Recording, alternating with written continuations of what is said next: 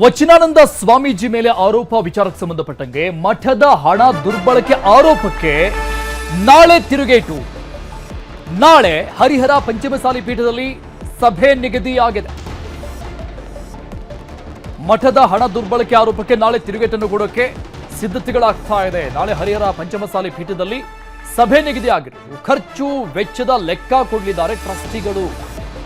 ಭಕ್ತರು ಈ ಬಗ್ಗೆ ಲೆಕ್ಕ ಬೇಕು ಅಂತ ಕೇಳ್ತಾ ಇದ್ದಾರೆ. ಲೆಕ್ಕ ಕೊಡಿ ಚಳುವಳಿಯನ್ನ ಮಾಡಿದ್ರು, ಸಮಾವೇಶವನ್ನ ಮಾಡಿದ್ರು. 20 ಕೋಟಿ ಖರ್ಚಾಗಿರೋದು ಇಲ್ಲಿವರೆಗೂ. ಆ ವೆಚ್ಚದ ಲೆಕ್ಕದ ಬಗ್ಗೆ ಕೇಳ್ತಾ ಇರೋದು. ಹಾಗಾಗಿ ನಾಳೆಯ ಸಭೆ ಬಹಳಷ್ಟು ಕುತೂಹಲಕ್ಕೆ ಕಾರಣ ಆಗ್ತಾ ಇದೆ. ನಾಳಿನ ಈ ಸಭೆ ಬಗ್ಗೆ ಮಾಜಿ ಶಾಸಕ ಎಚ್.ಎಸ್. ಶಿವಶಂಕರ್ ಮಾತನಾಡಿದ್ದಾರೆ. ಅನ್ಯ ಸಮಾಜದವರ ಕರೆತಂದು ಗಲಾಟೆ ಮಾಡುವ ಹುನ್ನಾರ ಇದೆ. ಬೌನ್ಸರ್ ರೌಡಿಗಳನ್ನ ಕರೆದುಕೊಂಡು ಬಂದ್ರೆ ನಡೆಯೋದಿಲ್ಲ. ಸಂದರ್ಭ ಬಂದ್ರೆ ಜನ ಎಲ್ಲದಕ್ಕೂ ಸಿದ್ಧರಿರ್ತಾರೆ ಅಂತ ಮಾಜಿ ಶಾಸಕರು ವಾರ್ನ್ ಕೂಡ ಮಾಡಿದ್ದಾರೆ. ಯಾರು ಬಳೆ ತೊಟ್ಕೊಂಡಿಲ್ಲ, ಗಟ್ಟಿಯಾಗಿದ್ದೀವಿ. ಉಮಾಪತಿಯವರಿಗೆ ನಾನು ಮನವಿ ಮಾಡ್ತೇವೆ, ಸ್ವಾಮೀಜಿ ಮೇಲೆ ಹಲ್ಲೆ ಆದ್ರೆ ನೀವೇ ಹೊಣೆ ಆಗ್ತೀರಿ ಅಂತ ಎಚ್ಚರಿಸಿದ್ದಾರೆ. ದಾವಣಗೆರೆಯಲ್ಲಿ ಮಾಜಿ ಶಾಸಕ ಎಚ್.ಎಸ್. ಶಿವಶಂಕರ್ ಅವರ ಹೇಳಿಕೆ.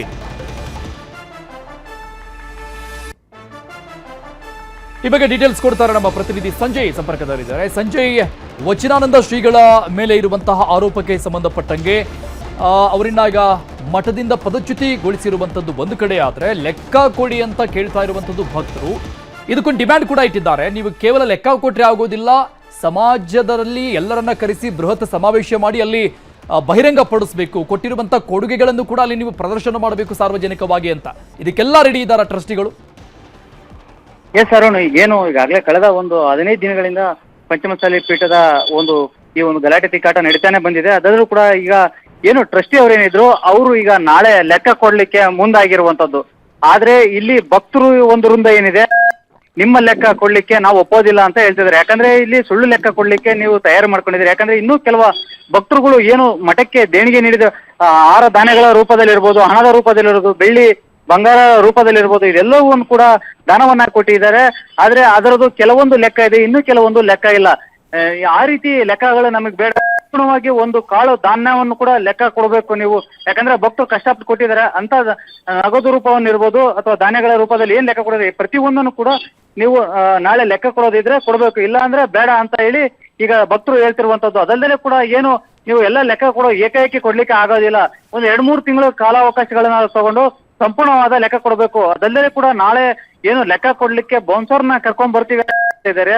ಹಾಗಾಗಿ ನಾವು ಇದನ್ನ ಒಪ್ಪೋದಿಲ್ಲ. ನೀವೇನಾದ್ರೂ ಒಂದ್ ವೇಳೆ ಬೌನ್ಸರ್ನ ಕರ್ಕೊಂಡ್ ಬಂದ್ರೆ ಕೂಡ ನಾವು ಕೂಡ ಹಳ್ಳಿಗಳಿಂದ ಕಣಿಗೆ ತಗೊಂಡ್ ಬರ್ಬೇಕಾಗುತ್ತೆ ಅಂತ ಈಗಾಗಲೇ ಮಾಜಿ ಶಾಸಕ ಶಿವಶಂಕರ್ ಕೂಡ ಎಚ್ಚರಿಕೆ ಕೊಟ್ಟಿರುವಂತದ್ದು. ಇದೆಲ್ಲರ ಮಧ್ಯೆ ಈಗ ಸಂಜೆ ಮತ್ತೆ 4:30ಕ್ಕೆ ಏನು ಆಡಳಿತ ಈ ಟ್ರಸ್ಟಿಗಳೇನಿದ್ರು ಅವರು ಕೂಡ ಪತ್ರಿಕಾಗೋಷ್ಠಿಯನ್ನು ಕರೆದಿರುವಂತದ್ದು. ಎಲ್ಲರ ಮಧ್ಯೆ ಏನು ನಾಳೆ ಲೆಕ್ಕ ಕೊಡ್ಬೇಕಾದಂತಹ ಬಿ.ಸಿ. ಉಮಾಪತಿ ಅವರು ಇರ್ಬೋದು, ಚಂದ್ರಶೇಖರ್ ಪೂಜಾರ್, ಜ್ಯೋತಿ ಮಿರ್ಜಾ ಇವ್ರನ್ನ ಈಗ ಸದ್ಯ ಏನು ಅಧ್ಯಕ್ಷರೇನಿದ್ರು ಟ್ರಸ್ಟಿ ಅಧ್ಯಕ್ಷರು, ಅವರು ಈಗ ಇವರೆಲ್ಲರೂ ಕೂಡ 3 ಜನನ್ನು ವಜಾ ಮಾಡಿರುವಂತದ್ದು. Arun, thank you Sanjay ಡೀಟೇಲ್ಸ್ಗೆ.